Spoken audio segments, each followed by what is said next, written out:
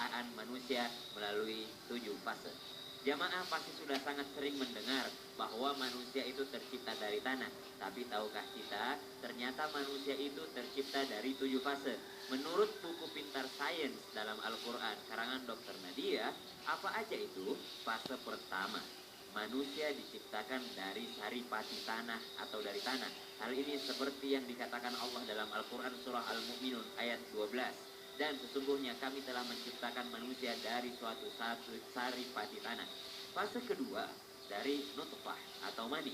Banyak ayat yang menyebutkan manusia itu berasal dari setetes air hina atau setetes air mani.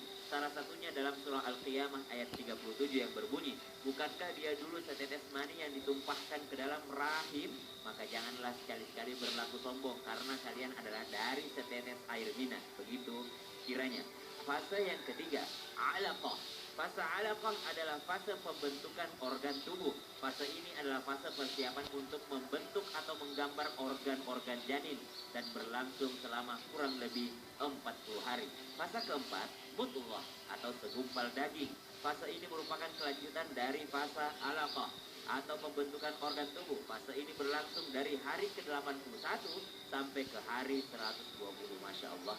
Terhitung sejak akhir masa haid dan awal kehamilan, fase ini berakhir dengan peniupan ruh yang terjadi di hari ke-120.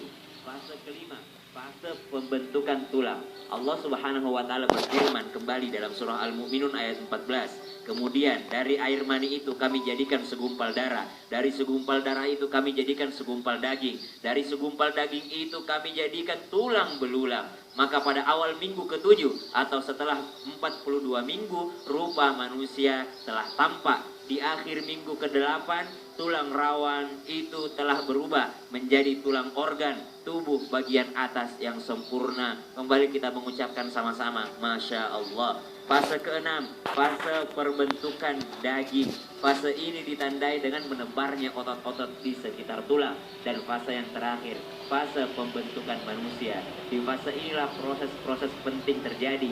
Pertumbuhan di fase ini, Masya Allah, semakin cepat dibandingkan sebelumnya. Bentuk kepala, tubuh, dan organ lainnya mulai seimbang antara minggu ke-9 ke minggu ke-12. Tulang-tulang rawan yang lunak menjadi tulang yang keras pada minggu ke-12. Pada minggu yang sama, organ tubuh dan jari jemari mulai terpisah.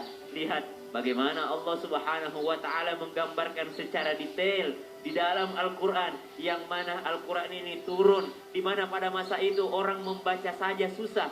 Orang membaca tulisan Arab saja mereka tidak semuanya mengerti. Bahkan Rasulullah sendiri disuruh baca, mengatakan Iqra ma ana biqari, aku nggak bisa baca. Tapi ternyata benar-benar Al-Quran adalah mukjizat Allah Subhanahu wa taala. Belumkah ini menambah keimanan kita terhadap Al-Quran? Belumkah ini menambah keimanan kita kepada Allah Subhanahu wa taala? Demikian ensiklopedia kita pagi hari ini. Semoga menambah wawasan dan keimanan kita kepada Allah Subhanahu wa taala. Dilanjutkan kesimpulan guru kami, Ustaz Maulana.